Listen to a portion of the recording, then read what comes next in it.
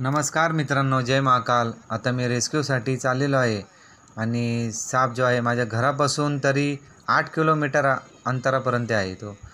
आणि आता बघू तिथे जाऊन. कंपनीमध्ये साप आहे आणि ते बोलत होते की साप नाग आहे, पांढरा आहे असं बोलतात. पण तिथे स्वतः आपण जाऊन बघू कोणता साप आहे नक्की, कारण स्वतः बघत नाही तोपर्यंत विश्वास नाही ठेवू शकत मित्रांनो.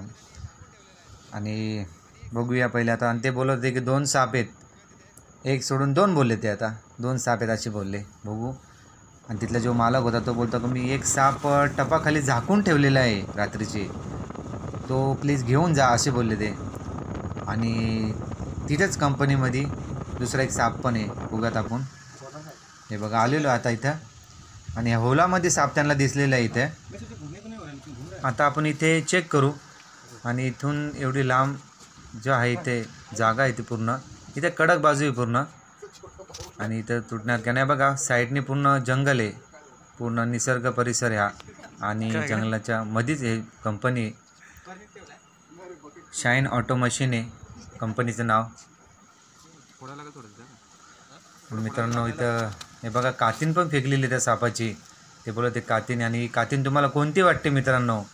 माझ्या अंदाजे तरी धूळ नागिन, बँडेड रस्टर बोलतात त्याला इंग्लिशमधून. धूळ नागिन पण बोलतात. बिनविषारी असते ती. पण नक्की तिथं कातीन तिथे पडली होती बिळाजवळ. पण नक्की तोच साप तिथे गेलेला की दुसरा आहे. बघूया पहिले कोणता साप आहे. आणि मित्रांनो तिथे थोडं खोदायला लागेल आणि कडक बाजू आहे, आपल्याला हाताने खोदता नाही येणार. म्हणून त्यांनी मशीन लावली. त्या मशीनने आता ट्राय करू, तिथे होल मारू. त्यांना बोलू तिथे होल मारा पहिले. हे बघा होल मारायला घेतलेत, कारण होल मारे तर नक्कीच साप दिसेल तिथे. आणि त्या सापाला लागणार नाही एवढी नक्कीच काळजी घेतलेली मी पूर्ण. कारण सर्पमित्र म्हटलं तर स्वतःची कमी पण सापाची जास्त काळजी घेतो एवढं नक्कीच. बघूया पहिले. त्यांनी पण खूप सहकार्य केलं कर्मचाऱ्यांनी तिथल्या साप शोधण्यासाठी.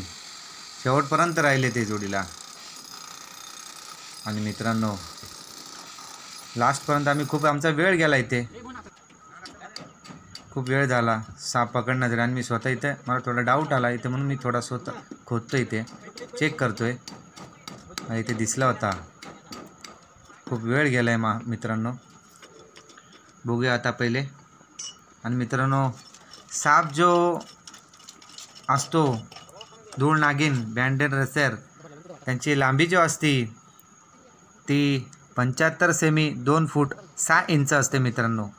जास्तीत जास्त लांबी जो असते 134 सेमी आणि 4 फूट असते 5 इंच. त्याच्यापेक्षा जास्त पण असू शकते, कमी पण असू शकते, असं काही नाही मित्रांनो. आणि मित्रांनो मला इथे दिसला तो थोडा, मी चेक करतोय. बघूया इथे थोडं फोडतो पण परत एकदा शेवटची ट्राय करून बघतो. इथे इथे आहे हा बघा, निघाला मित्रांनो, भेटला आपल्याला आजच्या एंडिंगला. आणि मित्रांनो साप जो आहे धूळ नागिन आहे, बँडेड रसेर आहे, बिनविषारी आहे आणि खूप छान आहे दिसायला. आणि मित्रांनो तिथले जे लोक आहेत ते माझ्या आजूबाजूला होते, ते मला खूप प्रश्न विचारत होते की तुम्ही हातात डायरेक्ट कसा का पकडला, तुम्हाला चावत नाही का?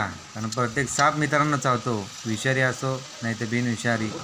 सापाला दात असतात पण चावतो. आणि आमची पकडण्याची एकदम शांत पद्धतीने आम्ही पकडतो, हँडल करतो. आणि मित्रांनो आम्हाला अंदाज नक्कीच आहे की साप कोणत्या कंडिशनला चावू शकतो, एवढं नक्की.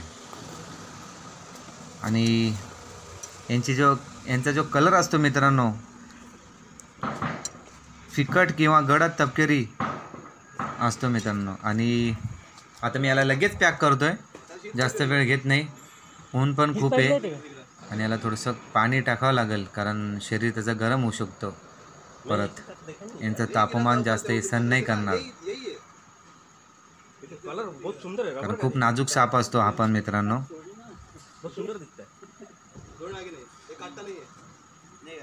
बघूया. त्यांना कॅरी बॅग आणायला सांगितलेली मी. आणि या सापाच्या अंगावरती मित्रांनो लांब, शरीरावरती मऊ खवले निमुळते असतात. आणि डोकं जे असतं यांचं टोकदार, डोकं असतं. शेपूट ही लांब व निमुळती असते. हे बघा, पिशवी पण छान आणलेली आहे, सुती एकदम, काही नाही त्याच्यामध्ये. आणि त्याच्यामध्ये थोडंसं पाणी पण टाकलं, नाही तर थोडं पाण्यात त्याच्यावर भिजून घेईल, त्याला बरं वाटेल सापाला पण. आणि आता दुसरीकडे साप जो आहे त्यांनी त्या शेडनी तिथंच त्या कंपनीच्या बाजूला होतं शेड, त्यांनी साप जो झाकून ठेवलेला आहे. आपण तिथे आलेलो आहे आता, बघूया. आणि मित्रांनो, धूळ नागिन जे असते, प्रजनन यांचा काळ जो असतो जो फेब्रुवारी ते एप्रिल दरम्यान असतो. आणि मादी जास्तीत जास्त अंडी 10 ते 15 अंडी घालते मित्रांनो. हे बघा, हे टपाखाली पहिले मी शहानिशा केली साप कोणता आहे काय आहे, आणि बिनविषारी साप आहे मित्रांनो. तो मला आता 3-4 दिवस झाले हेच साप मला जास्त मिळतात. कवड्या साप आहे हा मित्रांनो, कॉमन वुल्फ बोलतात त्याला इंग्लिशमधून. बिनविषारी आहे आणि थंडीमुळे हा गारठला, थोडासा शांत बसला एकदम. त्याला मी अलगद हातामध्ये घेतलेलं आहे. याची लांबी जी आहे आता जास्तीत जास्त अर्धा फूट आहे, जास्त नाही मित्रांनो. आणि खूप शांत बसलेला आहे. त्याला मी एवढा स्पर्श केला, हाता घेतला तर त्याला काही नाही, खूप त्याला पण बरं वाटलेलं आहे, त्याला काही त्रास नाही दिलेला मी.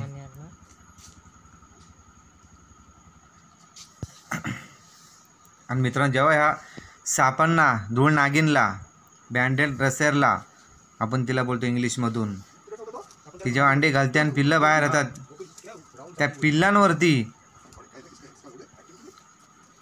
शरीरावर त्यांच्या अंतरावर पांढरे आडवे पट्टे असतात. त्यांच्या शरीरावरती जे अंतरावरती जे असतात, गॅपमध्ये पांढरे आडवे पट्टे असतात.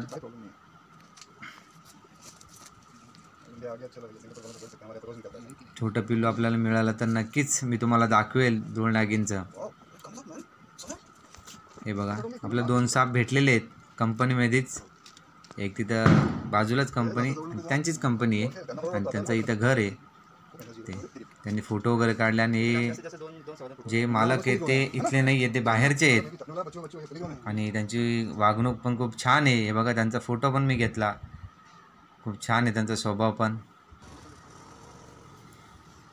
कधी कधी आम्हाला लोक पाण्याला पण विचारते नाही, पण त्या लोकांनी आमची खातरदारी केली, नक्कीच चहा पाणी विचारला.